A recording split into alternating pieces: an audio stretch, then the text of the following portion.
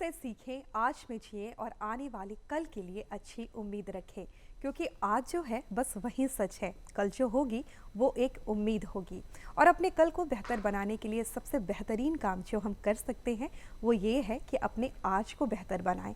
अपने आज में हम जिन कामों का निष्पादन करने वाले हैं उसे इतनी चतुराई से, उसे इतनी सफलतापूर्वक और उसे इतनी ईमानदारी से निभाएं कि आने वाले कल में कहीं भी कोई शक, कहीं भी किसी शुबहे की कोई गुंजाइश ना रहे।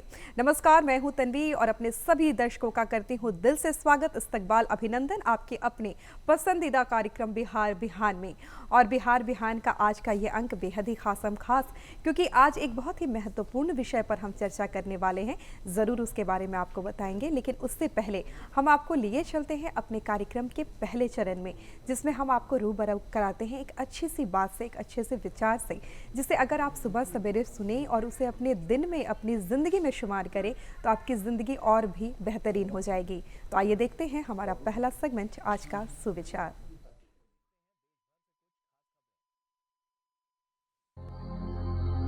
मेरा धर्म सत्य और अहिंसा पर आधारित है। सत्य मेरा भगवान है, अहिंसा उसे पाने का साधन। ब्रह्मांड की सारी शक्तियां पहले से हमारी हैं। वो हम ही हैं जो अपनी आंखों पर हाथ रख लेते हैं और फिर रोते हैं कि कितना अंधकार है। आज आपको ये बताते हुए हमें बेइंतहा खुशी हो रही है कि आज एक ऐसे ही धरती के मसीहा यानी कि एक डॉक्टर्स हमारे साथ इस कार्यक्रम में शामिल हुए हैं। बताते चले कि हमारे साथ हैं जाने माने डॉक्टर राजन चौधरी जी, जो कि एक रेडियोलॉजिस्ट है और बहुत ही शानदार व्यक्तित्व के इंसान हैं। बहुत सारी बातें इनसे करेंगे, इनके बारे में, इनके फील्ड के बारे में और बहुत कुछ खास जो आपके लिए बेहद लाभप्रद होगी। लेकिन आइए सबसे पहले कराते हैं आपको इनसे रूबरू। डॉक्टर राजन चौधरी, बहुत बहुत स्वागत, अभिनंदन आपका हमारे कार्यक्रम में। थैंक यू, धन्यवाद जी। जैसा कि डॉक्टर साहब मैंने कहा कि जो चिकित्सा का क्षेत्र होता है वो पेशे से बढ़कर कहीं एक सेवा भाव का क्षेत्र होता है। इसमें आपको पैसे कमाना, ये बाकी सारी चीज़ें वो प्राथमिकता नहीं रह जाती। सबसे पहले ये रहता है कि हाँ, मुझे किसी की सेवा करनी है। इस क्षेत्र में जाने का ख्याल आपको सबसे पहले कब आया, कब लगा कि ये क्षेत्र मेरे लिए ही बना है? मेरी स्कूलिंग हुई है कलकत्ता से, और कलकत्ता में जो हम लोग शिक्षा पाते थे तो उस समय जैसे यहाँ एक तरह का क्रेज़ है एडमिनिस्ट्रेटिव सर्विसेज का, तो वहाँ बिल्कुल ही नहीं था। जो पढ़ाई में अच्छे थे बच्चे वो या तो डॉक्टर या इंजीनियर बनना चाहते थे, और दो ऑप्शन थे। हाँ, दो ऑप्शंस थे। जी। और एडमिनिस्ट्रेटिव सर्विसेज का, क्योंकि बहुत बड़े शहर में या जहाँ का कानून व्यवस्था अच्छा रहता है वहाँ आपको एडमिनिस्ट्रेटिव या पुलिस की ज़रूरत पड़ती ही नहीं है रोज़मर्रे की ज़िंदगी में। तो हम लोग इनके करीब आते ही नहीं थे। जब बिहार आते थे छुट्टियों में तो थोड़ा प्रेशर पड़ता था अपने ग्रैंड पेरेंट्स के तरफ से, दादा दादी की तरफ से। तो यही एक कारण था, सबसे प्रधान कारण। और एक और चीज़ थी, वो देखते थे कि और किसी भी क्षेत्र में आप ऊंचे ओहदे पे जा सकते हैं और लोग आपसे डर सकते हैं, पुलिस से या आईएएस ऑफिसर से, लेकिन प्यार की भावना नहीं। क्या बात है, बहुत खूबसूरत बात कही आपने। तो जैसे हम लोग भी बीमार पड़ते थे और बचपन में तो काफ़ी, मुझे दमे की बीमारी थी बचपन में जो अब ठीक हो गई है। तो उस समय वो जो प्यार एक था और एक आशा और जो रेस्पेक्ट जो डॉक्टर्स थे, तो वो एक बहुत बड़ा इम्पैक्ट था जी। यही कारण था कि यानी उस चीज़ ने खींचा। पुलिस का नाम अमूमन लेने पे, हालांकि वो हमारे रक्षक होते हैं, लेकिन एक थोड़ी सी डर। लेकिन डॉक्टर्स, हालांकि छोटे बच्चों की मैं बात यहाँ नहीं करूंगी क्योंकि उन्हें जिस प्रकार से इंजेक्शन को लेकर डर होता है नहीं, तो वो डर भी मैं कह दूं कि वो डर भी उनके पेरेंट्स अपने ही क्रिएट करते हैं। क्योंकि जैसे कि घर में बच्चे ने खाना नहीं खाया या स्कूल नहीं गया, डॉक्टर साहब के पास ले जाएंगे, इंजेक्शन दे देंगे तुम्हें। तो ये जो डर है उनके दिमाग में जो है वो हमेशा घर किए हुए रहता है, और हम लोग उसको कोशिश करते हैं कि नहीं दूर करें। जी बिल्कुल, बहुत ही खूबसूरत बात कही डॉक्टर साहब आपने कि सेवा भाव जो था, एक प्यार था जो आप देखते थे कि आपको डॉक्टर से मिल रहा है, और एक जो सेटिस्फैक्शन उनके चेहरे पे झलकती थी जब वो किसी को ठीक करते थे और बदले में झोली भर भर के आशीर्वाद और दुआएं जब मिलती हैं। तो ये तमाम चीज़ें थी जिसने आपको चिकित्सा के क्षेत्र की तरफ मुखातिब किया। आपको लगा कि मुझे इसमें जाना चाहिए। उसके बाद अगला कदम क्या रहा आपका? उसके बाद वहाँ कलकत्ता में मेडिकल कॉलेज में मेरी दाखिला हो गई और वहाँ से ग्रेजुएशन करके फिर हमारे पास ये चॉइस था कि अब पोस्ट ग्रेजुएशन किस में किया जाए। ठीक है। तो उस ज़माने में लोग या तो फिजिशियन बनते थे या सर्जन बनते थे, और सुपर स्पेशलाइजेशन का उतना वक्त उनकी महत्ता उतनी नहीं थी। लेकिन मैंने देखा कि उसी बीच फिर ये किसी ने मुझ पे बहुत प्रभाव डाला कि नई नई जो तकनीक जो उभर रही थी और उसमें जो शोध और उसमें जो नए टेक्निक्स जो डेवलप कर रहे थे, उसके वजह से मैंने देखा कि डायग्नोसिस पहले जो था वो डॉक्टर के फिंगर्स पे था या कान में आला लगा के सुनते थे, पल्स देखते थे, और लिमिटेड पैथोलॉजिकल जांच जो होती थी उनसे डायग्नोसिस किया जाता था, जो एक बहुत बड़ा अंदाज था, एक अनुमान था, सटीकता की गुंजाइश। बिल्कुल बिल्कुल। तो फिर ये उसी समय अल्ट्रासाउंड और सीटी स्कैन का डेवलपमेंट स्टार्ट हुआ था, और कुछ ऐसे मशीनें आई थी, और मैंने देखा कि लोग काफ़ी उसमें इंटरेस्टेड थे, डॉक्टर की कम्युनिटी, और ये फील्ड बिल्कुल ही ओपन था, क्योंकि इसमें बहुत अट्रैक्शन नहीं था, बहुत लोग जाते नहीं थे। नई चीज़ थी, हाँ, अभी नई लोग चीज़ इसके बारे में जान रहे थे, बिल्कुल। तो इसीलिए मैंने फिर रेडियोलॉजी लिया, हालांकि उस समय कलकत्ता में उतना डेवलप्ड ये साइंस नहीं था, अतः मैंने चॉइस किया कि मैं बॉम्बे जाके KEM हॉस्पिटल है, हाँ, वहाँ मैं इसकी विधिवत ट्रेनिंग, विधिवत ट्रेनिंग। ज़्यादा पढ़ाई वाला रहा होगा, क्योंकि बहुत किताबें आपको पढ़नी पड़ती हैं। लेकिन क्या उस दौरान भी आप लोग मस्ती के कुछ मज़ेदार पल चुरा लिया करते थे अपने छात्र जीवन के दौरान? हाँ बिल्कुल, ऐसे यूँ तो मौका बहुत कम मिलता था जी। क्योंकि मुझे याद है कि जब पोस्ट ग्रेजुएशन के लिए मैं गया KEM में, तो कभी कभी तो हमारी ड्यूटी 72 घंटा हुआ करती थी, यानी फ्राइडे मॉर्निंग शुरू हुआ तो पूरा फ्राइडे, पूरा सैटरडे, पूरा संडे और मंडे ड्यूटी करके, और फिर शाम को 4 बजे आप छूटते हैं। और रात में क्योंकि इमरजेंसी में हम लोग को एंजियोग्राफी और बहुत सारे काम करने पड़ते थे, संडे हमारे पास टेक्नीशियंस भी नहीं हुआ करते थे, तो रेजिडेंट को सारा काम, हाँ, पेशेंट को रजिस्टर करने से लेके और उसका एक्सरे लेना या कोई प्रोसीजर करना, वो सब हमें करना पड़ता था। तो उसके अलावा जब कुछ मौका मिलता था तो ज़रूर हम लोग दोस्तों के साथ कहीं निकल जाते थे, या तो सिनेमा देखने के लिए, या एक छोटा मोटा कुछ गेट टुगेदर हो गया जिसमें गाना बजाना होता था।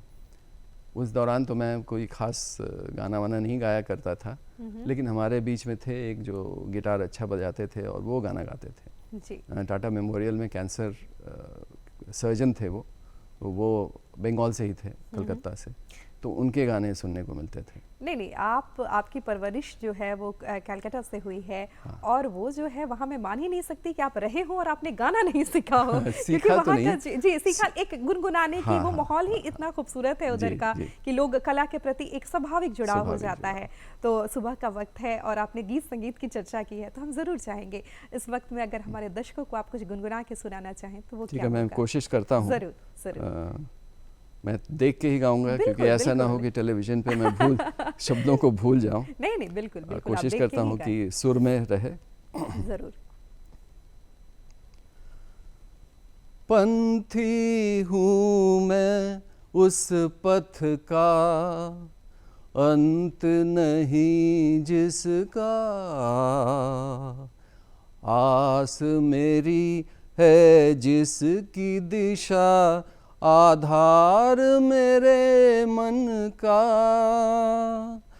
पंथी हूँ मैं उस पथ का, संगी साथी मेरे अधियारे उजियारे, मुझको राह दिखाए, पल छिन के कुलधारे, पथिक मेरे पथ के सब तारे, और नीला आकाश। पंथी हूँ मैं उस पथ का। क्या बात है, क्या बात है, बहुत ही सुंदर। और आपके गाने का चयन जो था वो बहुत ही शानदार, और उस पर आपकी आवाज़ ने सुबह की इस खूबसूरती को और भी बढ़ा दिया। बहुत धन्यवाद। सुंदर। और लगा कि आपका बचपन जो है वो बंगाली संस्कृति के बीच बिल्कुल। गुजरा है, कला से वो जुड़ाव आपका दिखा। और ये बड़ा रेयर कॉम्बिनेशन होता है क्योंकि डॉक्टर आमतौर पे बड़े खुश्क माने जाते हैं, कला के प्रति बहुत जुड़ाव नहीं लगता है, लेकिन ऐसे भी विरले एक कहते हैं ना कॉम्बिनेशन, वो डॉक्टर साहब जैसे भी होते हैं। बहुत ही सुंदर। और डॉक्टर साहब आपसे जानना चाहेंगे कि रेडियोलॉजी जिस समय में आपने शुरुआत की, एक नई चीज़ थी, लोगों का झुकाव उस तरीके से नहीं था और आपको भी एक असमंजस की स्थिति रही होगी कि पता नहीं ये आगे बूम करेगा भी नहीं करेगा। तो उस चीज़ के दौरान क्या कुछ चल रहा था आपके दिमाग में, इस फील्ड की तरफ मूव करूँ ना करूँ, क्या चीज़ें थी? इसके चयन के समय में काफ़ी हद तक मैं इन्फ्लुएंस हुआ अपने भैया से।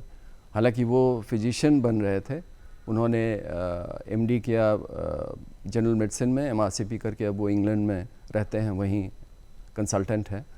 तो उनका काफ़ी मैं कह सकता हूँ कि प्रेशर था कि आप बनो, रेडियोलॉजिस्ट बनो। और हालांकि क्योंकि वो देख रहे थे ना हाँ, वो चीज़ें उधर, उन्हें जिस ज़्यादा तरीके से- एक्सपीरियंस था, जी, वो देख रहे थे। बिल्कुल। और वो मीटिंग्स में जाते थे तो फिजिशियंस बहुत सारे रहते थे और सर्जन्स बहुत रहते थे, लेकिन रेडियोलॉजिस्ट जिनको अल्ट्रासाउंड और इनकी जानकारी थी वो वहाँ पे कलकत्ता में एक ही थे। मैं उनका नाम भी लूँगा, डॉक्टर शर्मा, अब तो काफ़ी बूढ़े हो गए हैं। तो वो स्टार हुआ करते थे क्योंकि जितने सारे डायग्नोस्टिक मोडालिटीज़ में जब कोई प्रश्न आता था तो वो एक डॉक्टर शर्मा ही हुआ करते थे। तो जिसके वजह से वो काफ़ी इम्प्रेस थे। वो उन्होंने कहा कि मैंने तो ले लिया है, मैं तो फिजिशियन बन रहा हूँ, जिससे मेरे माता पिता काफ़ी दुखी रहा करते थे क्योंकि उस समय रेडियोलॉजिस्ट को प्रॉपर डॉक्टर नहीं समझा जाता था।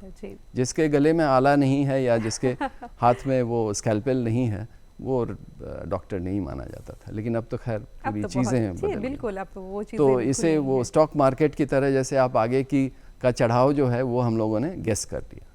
जानना चाहेंगे आपसे कि इसमें कौन कौन सी चीज़ें आती हैं, रेडियोलॉजी के अंतर्गत कौन कौन सी चीज़ें आती हैं जिसके हमारे जो मरीज हैं उन्हें फ़ायदा हो सकता है? रेडियोलॉजी की शुरुआत तो एक्सरे से है, जो कि 1895 में ही डिस्कवर हुई थी जर्मनी में, और उसकी महत्ता आज तक बनी हुई है। हालांकि मशीनों में तो काफ़ी, तकनीक में काफ़ी बदलाव आया है। उसके बाद 1960-70 के दशक में अल्ट्रासाउंड आया, जिसने मेरे ख्याल से कि पिछले सेंचुरी का जो सबसे एक नंबर डिस्कवरी यदि माना जाए तो मैं उसको मोबाइल फ़ोन नहीं मान के अल्ट्रासाउंड ही मानता हूँ। हाँ, इतनी बड़ी चेंज लाई इसने। उसके बाद सीटी स्कैन और एमआरआई दोनों लगभग एक ही साथ आई 70 के दशक में, 70-80 के बीच में। एमआरआई का डेवलपमेंट थोड़ा लेट हुआ लेकिन बाद में काफ़ी पिकअप लिया। और इसी दौरान एक और फील्ड रेडियोलॉजी की आ गई, वो थी इंटरवेंशनल रेडियोलॉजी। जैसे हम लोग डायग्नोस्टिक की बात कर रहे हैं तो इंटरवेंशनल रेडियोलॉजी। और मैं काफ़ी खुशकिस्मत था कि मेरी ट्रेनिंग हुई केईएम हॉस्पिटल में, क्योंकि उस समय एक डेटा निकला था 90-91 का कि पूरे इंडिया में जितने भी इंटरवेंशंस होते थे उसके 50% इंटरवेंशंस केईएम हॉस्पिटल बॉम्बे में होते थे। हमारे जो टीचर थे, जो गुरु थे, डॉक्टर रवि रमाकांतन, वो इसके बहुत बड़े एक्सपर्ट थे। वो अभी भी ही इज़ अलाइव और वो अभी भी प्रैक्टिस कर रहे हैं, शायद कोकिलाबेन सेवन हिल्स हॉस्पिटल में है या कोकिलाबेन में। तो उनके अंडर में हम लोग को बहुत सीखने को मौका मिला। और ये दो भाग आ गया। फिर यहाँ प्राइवेट प्रैक्टिस में आके मैंने इंटरवेंशनल रेडियोलॉजी की कोशिश तो की बहुत, लेकिन वैस्कुलर यानी जो खून की नली का जो इंटरवेंशन है उसके लिए थोड़ा सा लैब जो है वो काफ़ी एडवांस्ड और सपोर्टिव लैब चाहिए। तो वो तो मैं बहुत नहीं कर पाया। डायग्नोस्टिक मैंने कुछ किया, एंजियोग्राफी वगैरह की, कैथेटर एंजियोग्राफी। और नॉन वैस्कुलर जो इंटरवेंशन है वो तो आज तक हम लोग कर रहे हैं, बायोप्सीज़ हों या नेफ्रोस्टमी हो, पिक्टेल ड्रेनेज हो या बिलियरी ड्रेनेज हो, यानी जब यदि कोई ऑब्स्ट्रक्शन हो गया लिवर के अंदर तो उसको बाइल को ड्रेन करना वगैरह, वो सब तो अभी भी हम लोग करते हैं। लेकिन इसके लिए थोड़ा सपोर्टिव लैब चाहिए और क्योंकि काफ़ी टेक्नोलॉजी काफ़ी इसके लिए डेवलप चाहिए। बिल्कुल, टेक्नोलॉजी भी डेवलप चाहिए। और टेक्नोलॉजी ऊपर वाले की दया से मेरी शुरू से ही इसमें एक बहुत दिलचस्पी थी।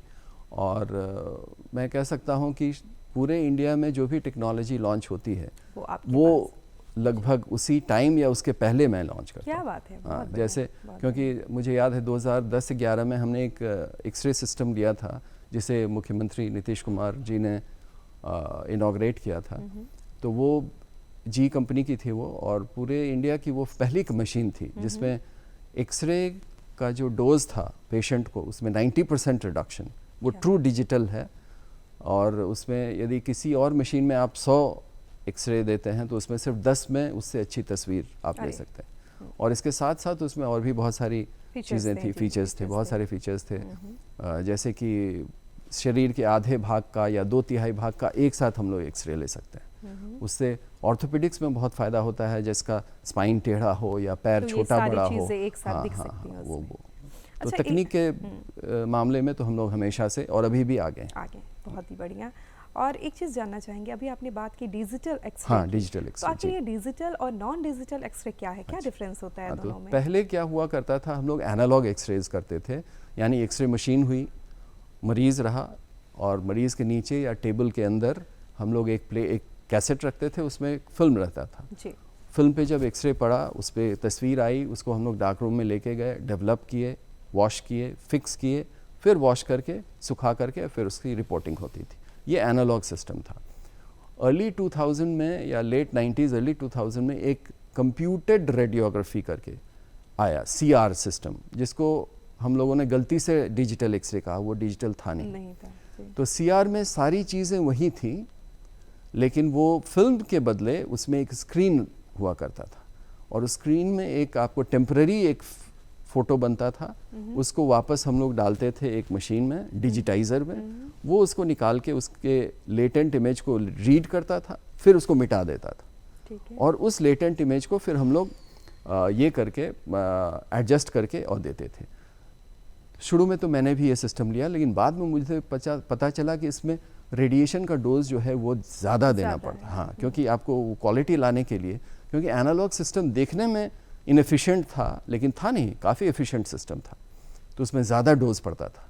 तो फिर हम लोगों ने फिर क्विकली डिजिटल रेडियोग्राफी में चेंज किया। और इसमें क्या होता है? इसमें कोई स्क्रीन किसी डिजिटाइज़र में डालने की ज़रूरत नहीं है। मरीज़ इसके सेंसर के सामने खड़ा रहता है और ऑटोमेटिकली उसमें बनता है, जो कि स्ट्रेट कंप्यूटर में चला जाता है। तो 10-15 सेकंड के अंदर आपको फिल्म आपकी तस्वीर रेडी हो जाती है। और ये क्लैरिटी जो है उसमें जो, लेकिन खर्च इसमें बहुत ज़्यादा है, जैसे कि हाँ 1-1.5 करोड़ की ये मशीन है, हालांकि आपको नॉर्मल एक्सरे तो आपको 7-8 लाख में मिल जाएगी। तो 1.5 करोड़ तो डिफरेंस काफ़ी ज़्यादा है, लेकिन हाँ फिर रिजल्ट भी उस रिजल्ट बहुत अच्छा है, और 90% रेडिएशन में कमी है।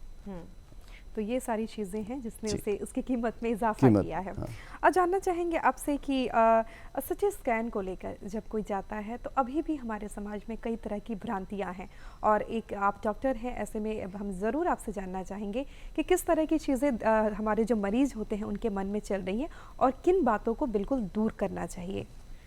तो एक सबसे बड़ी जो भ्रांति इस बीच में फैली है इसी साल में, वो कोविड के दौरान बहुत सारे मरीज़ों का CT स्कैन हुआ करता था, और कुछ जाने माने डॉक्टर जो हैं हमारे देश के कहेंगे, और उच्च मेडिकल कॉलेज के, दिल्ली के एम्स के डॉक्टर ने एक बहुत ही उलझलूल एक इंटरव्यू दी। उसमें उन्होंने कहा कि CT स्कैन कराने से कैंसर हो सकता है, और ये कुछ ऑल्टर्ड स्टडी मैं इसको कह सकता हूँ, जो कि प्रतिष्ठित जर्नल्स में भी पब्लिश हुई हैं, जैसे NEJM है, new England journal of medicine वगैरह में। और इसमें उन्होंने क्या किया है कि रेडिएशन को का जो बेसिस माना है, वो माना है हिरोशिमा नागासाकी का जो बॉम्ब डिज़ास्टर है, या जो चेरनोबिल का डिज़ास्टर हुआ था, जो USSR में जो फट गया था प्लांट। तो उसमें जैसे किसी आदमी को मान लीजिए कि 1000 सीवर्ट्स का डोज लगा, 1000 सीवर्ट एक होता है डोज का कैलकुलेट करने के लिए, जैसे माइल हुआ, किलोमीटर हुआ, वैसे 1000। तो 1000 सीवर्ट्स का डोज लगा, तो उसमें देखा गया कि यदि 1000 आदमी को ऐसा डोज लगा तो उसमें 600 आदमी 700 आदमी को कैंसर हो गया। तो उन्होंने मान लिया कि यदि उसमें 1000 में 700 को हुआ है, और आप जैसे हम एक एक्सरे करते हैं, चेस्ट एक्सरे करते हैं, उसमें 0.05 या 0.1 मिली सीवर्ट का डोज है, तो उन्होंने कहा कि उसमें यदि 1000 में 700 को हो रहा है तो आप में 1 लाख में 2 को कैंसर हो जाएगा, मैथमेटिकल कैलकुलेशन। जबकि ये बेतुकी बात है। आप ऐसे सोच लीजिए कि यदि एक ट्रक जो 3000 किलो का है, वो यदि 100 आदमी को धक्का मारता है तो 100 का जान जाना बिल्कुल सही है, लेकिन एक बच्चे का खिलौना जो कि 50 ग्राम का है, वो यदि ये 1 लाख कैसे आदमी को भी धक्का मारेगा तो उसमें किसी को चोट किसी भी को नहीं फर्क लगेगी। नहीं हाँ, पड़ेगा, बिल्कुल। तो ये जो उनकी, तो इसको कहते हैं स्टोकेस्टिक मेथड ऑफ डिटर्मिनेशन।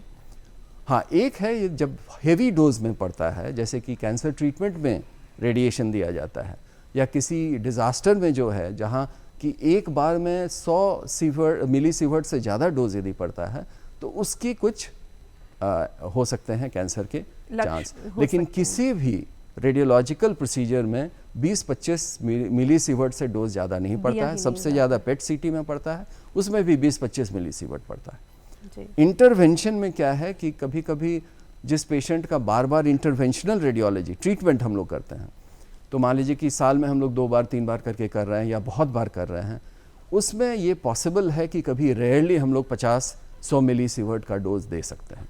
तो इंटरवेंशनल रेडियोलॉजी में हम लोग को थोड़ा सा केयरफुल होना चाहिए, लेकिन डायग्नोस्टिक में तो आंख मूंद करके। और ये जो 50 to 100 मिलीसीवर्ट का जो डोज रेगुलेशन है कि इसके ऊपर थोड़ा इफेक्ट आ सकता है, वो 1 दिन का है, क्योंकि वो जो जेनेटिक माने हमारे डीएनए में जो म्यूटेशन होता है वो रिपेयर भी हो जाता है 24 घंटे में। तो आज यदि मैंने सीटी स्कैन कराया तो और परसों कराया तो कोई उसका कोई खास क्यूमुलेटिव कोई डोज नहीं है। इसीलिए बहुत ही बेतुकी बात है, और जिसके वजह से हमारे बहुत क्लोज फ्रेंड्स और रिलेटिव्स ने अपनी जान गंवाई, क्योंकि उन्होंने सुना कि नहीं हो सकता है तो एक्सरे भी नहीं, हाँ एक्सरे कराया नहीं, सीटी कराया नहीं।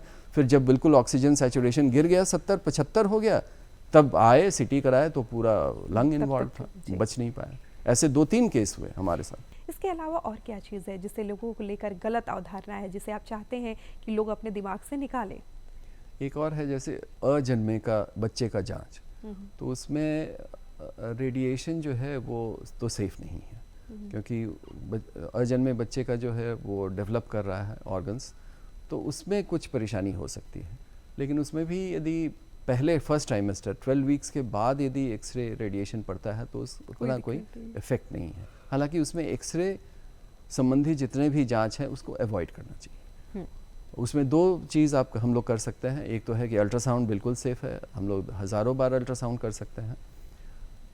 कलर डॉपलर और पल्स वेव डॉपलर का भी इस्तेमाल हम लोग करते हैं, वो उसमें भी थोड़ा हल्का रिस्ट्रिक्शन रखना चाहिए, बहुत देर तक नहीं करना चाहिए। और एमआरआई बिल्कुल सेफ़ है फर्स्ट ट्राइमेस्टर के बाद। और मैग्नेट स्ट्रेंथ जो है वो हर एक जगह डिफरेंट कॉन्टिनेंट्स में डिफरेंट है, लेकिन ये मान लिया जा सकता है कि 1.5 टेस्ला एक मैग्नेट स्ट्रेंथ है।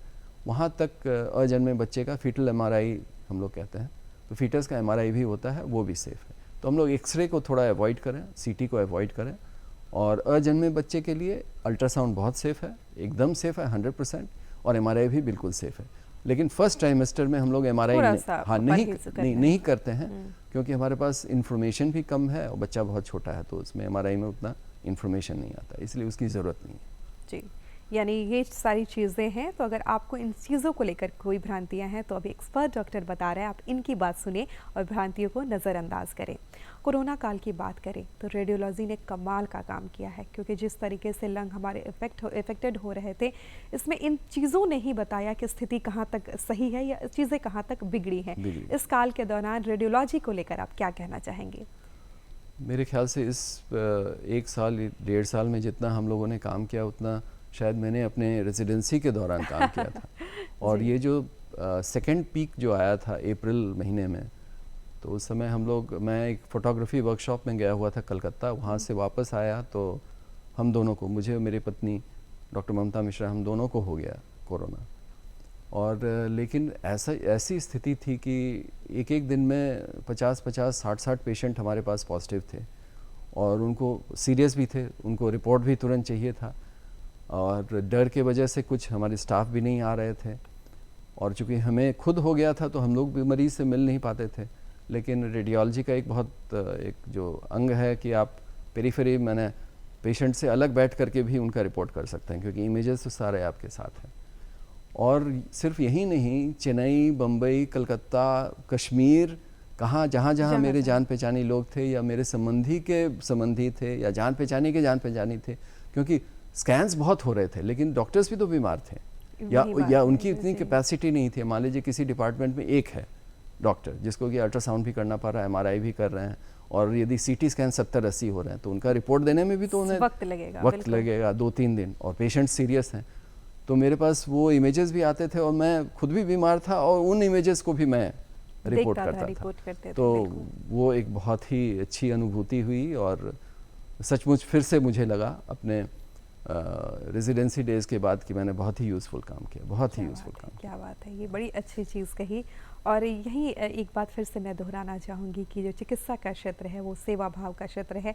आप खुद बीमार थे, आपकी स्थिति खुद ऐसी नहीं थी, लेकिन बावजूद उसके आपने अपना 100% दिया, और यही चीज़ आपको धरती का भगवान बनाती है। बहुत ही सुंदर बातचीत डॉक्टर राजन चौधरी जी। एक चीज़ आपसे जानना चाहेंगे कि ये तमाम चीज़ें, चाहे वो MRI हो, CT स्कैन हो या फिर एक्सरे हो, इन तमाम चीज़ों में अगर हम खामियों की बात करें, कमियों की बात करें, क्या कुछ कमियां आपको दिखती हैं? और साथ ही साथ मैं खूबियों की भी चर्चा करूंगी कि इसकी बेहतरीन खूबियां क्या हैं जो इलाज को और भी बेहतर बना सकती हैं। अल्ट्रासाउंड जैसे पेट की जितनी बीमारियां हैं और अर्जन में बच्चे का जांच है, इसके लिए तो अल्ट्रासाउंड बिल्कुल अद्वितीय है, उसका कोई कंपैरिजन नहीं है। फिर फेफड़े के बारे में हमें ज़्यादा कोई इन्फॉर्मेशन नहीं मिलता है, क्योंकि एयर, अल्ट्रासाउंड एयर को नहीं पेनिट्रेट, उसको नहीं पार कर पाता है। ठीक है। और जहाँ जहाँ हड्डी से ढका हुआ जो चीज़ है, जैसे ब्रेन है जहाँ की चारों तरफ स्कल के बोन्स हैं, तो उसके अंदर हम लोग लगभग नहीं देख पाते हैं। लेकिन जॉइंट्स, कुछ कुछ जॉइंट्स का आप इंफॉर्मेशन पा सकते हैं, और सुपरफिशियल टिश्यू चाहे आर्टरी, वेन जो कि बाहर में दिख रहे हैं, उसका भी बहुत अच्छा कलर डॉपलर और पल्स वेव डॉपलर से बहुत अच्छा आपके पास इंफॉर्मेशन है। पेट में भी यदि स्टेजिंग करना पड़ता है डिज़ीज़ का, तो क्योंकि पेट में आंत हैं जिसमें कि हवा या एयर भरी हुई हैं, तो हम लोग पेट के पिछले भाग का जो भी ऑर्गन्स हैं, जैसे पैंक्रियाज हों या एड्रिनल ग्लैंड्स हैं, इनके बारे में थोड़ा सा लिमिटेड इन्फॉर्मेशन रहता है। और स्प्रेड ऑफ कैंसर के लिए मैंने कैंसर को तो पकड़ लिया, समझ लिया कहाँ है, लेकिन ये और कहाँ कहाँ फैला है, तो इसमें एक लिमिटेशन है अल्ट्रासाउंड की। इसमें फिर CT स्कैन, MRI काफ़ी बेहतर है, और स्टेजिंग ऑफ डिजीज़ के लिए तो CT स्कैन MR से भी बेटर है। MRI की खूबी है ब्रेन और जॉइंट्स में और स्पाइन के लिए, ये बहुत ही ज़बरदस्त है। लेकिन एंजियोग्राफी में या स्टेजिंग ऑफ डिजीज़ में, लंग में, फेफड़ा में जैसे कि MRI का बहुत ही मिनिमल रोल है या नेग्लिजिबल रोल है, वो उसमें CT ही बेस्ट है। और भी बहुत सारे जगह हैं, जैसे टेम्पोरल बोन, कान का जो बोन है, उसकी जो डिटेल एनाटॉमी है वो आपको सिर्फ CT स्कैन में बेहतर दिखता है। लेकिन MRI भी कॉम्प्लीमेंट्री है, कुछ कुछ चीज़ जो MRI में कुछ चीज़ें के लिए MRI बेहतर है, हाँ, कुछ चीज़ों के लिए CT स्कैन बेहतर है, कुछ चीज़ों के लिए अल्ट्रासाउंड अल्ट्रासाउंड। जी, ये तमाम चीज़ें चलती है। कोरोना काल की बड़ी अच्छी बात आपने बताई, और ऐसे में जानना चाहेंगे कोई ऐसा आपका स्मरण, कोई ऐसी याद जिसने आपने बहुत ही बेहतरीन काम किया हो और लोगों को बहुत अप्रिसिएशन, बहुत प्यार मिला हो, या कोई ऐसी घटना जो आपके दिल के बहुत करीब है, आपके चिकित्सा क्षेत्र से जुड़ी हुई? अक्सर तो हम लोग जिसको कहते हैं हार्बिंजर ऑफ ड्रेडेड न्यूज़ ही रहता है कि मरीज़ बहुत आशा लेके आता है और हम देखते हैं कि, और हालांकि कोशिश करते हैं कि हमारे चेहरे से नहीं समझ पाए, कभी कभी बेचारा या बेचारी समझ ही जाती हैं, लेकिन कभी कभी इमरजेंसी में जान बचाने का, और कभी कभी नहीं, अक्सर जान बचाने का मौका मिलता है। और एक याद है मुझे कि एक बहुत ही यंग पेशेंट थी जो मुजफ्फरपुर से आई थी, वहाँ उनका जांच हुआ था और उनको सिरोसिस यानी लिवर की एक बीमारी डायग्नोस हुई, उनके पेट में पानी था। फिर वो यहाँ के एक बहुत जाने माने गैस्ट्रोएंटरोलॉजिस्ट के पास गई, उन्होंने मेरे पास एक कंफर्मेशन अल्ट्रासाउंड के लिए भेजा, तो मैंने देखा उनकी लिवर बिल्कुल ठीक है, स्प्लीन वगैरह सब ठीक है, पेट में पानी है और पानी थोड़ा सा गाढ़ा टाइप का है, और वो चाइल्ड बियरिंग एज ग्रुप की थी, मेरे ख्याल से 25-30 साल की थी।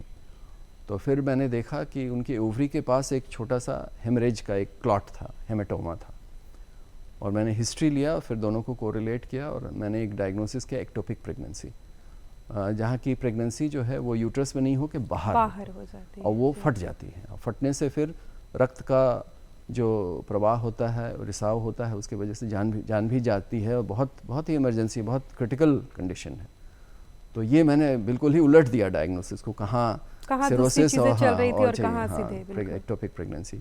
तो फिर वो गई, फिर उनका एक दूसरे कुछ बायोकेमिकल टेस्ट हुआ और इस बीच में उनकी तबीयत बहुत ख़राब हो गई। और हिस्ट्री मैंने लिया कि उठने पर आपको चक्कर आता है कि नहीं, ये सारी हैं कि लॉस ऑफ ब्लड की वजह से।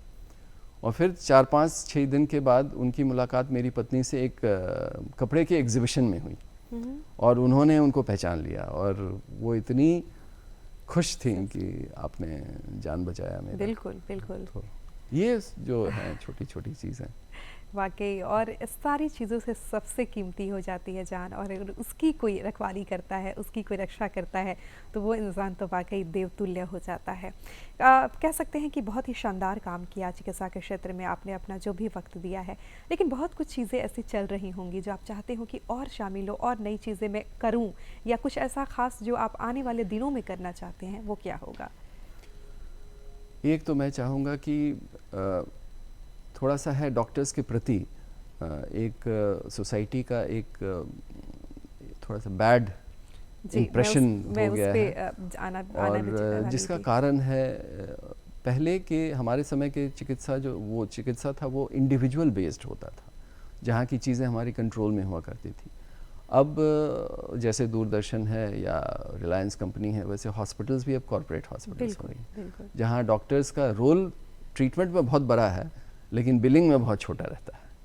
तो कॉर्पोरेटाइजेशन का यदि कोई ये हो, कोई उसकी एक जस्टिफिकेशन यदि सरकार कर सके कि हॉस्पिटल्स को कैटेगरीज में बांट करके, जैसे कोरोना काल में भी हम लोगों ने देखा कि बहुत सारे लोगों ने तो बहुत अच्छा काम किया, लेकिन बहुत सारे लोगों ने इस दौरान भी बहुत कमाने पे उनका फोकस रहा। बिल्कुल। और तो कहीं ना कहीं तो इसको बैलेंस करना पड़ेगा, और लेकिन जैसे ही सरकार बैलेंस करने के लिए आती है तो हम लोग पनिश हो जाते हैं, वो लोग निकल जाते हैं। तो ये चीज़ों में कहीं ना कहीं आप चाहते हैं कि एक ट्रांसपेरेंसी हो, जो इसके लिए दोषी लोग हैं उनके खिलाफ कार्रवाई हो। और ये बड़ी अच्छी चीज़ आपने कही कि गलत को गलत कहा जाए और सही को सही का तमगा दिया जाए। बिल्कुल। डॉक्टर साहब, जब आपसे बातें हो रही थी तो बहुत ही खूबसूरत आपने गीत सुनाया, हमें बताया कि कला से भी आपका कितना जुड़ाव है।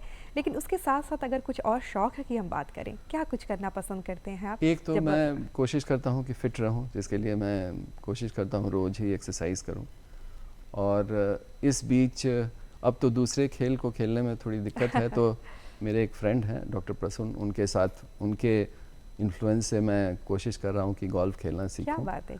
और फोटोग्राफी में ऐसे यूं तो मेरा रुचि काफ़ी दिनों से था, लेकिन पहले वही एम एंड शूट कैमरा से काम किया करता था।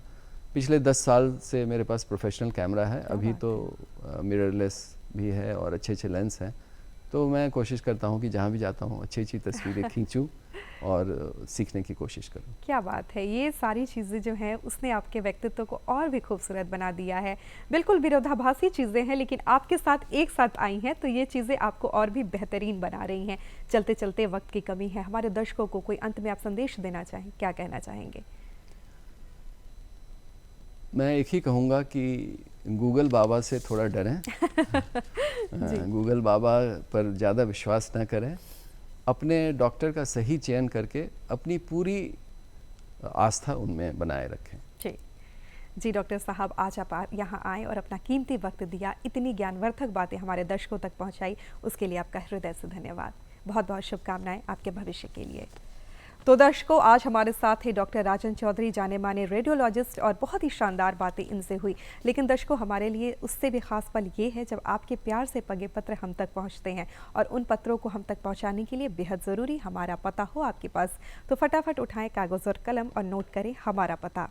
हमारा पता है कार्यक्रम बिहार बिहार, निदेशक DD बिहार, दूरदर्शन केंद्र पटना, फ्रेजर रोड, पटना 800001। हमारा ईमेल एड्रेस है director@ddkpatna@gmail.com। बिहार बिहार, निदेशक DD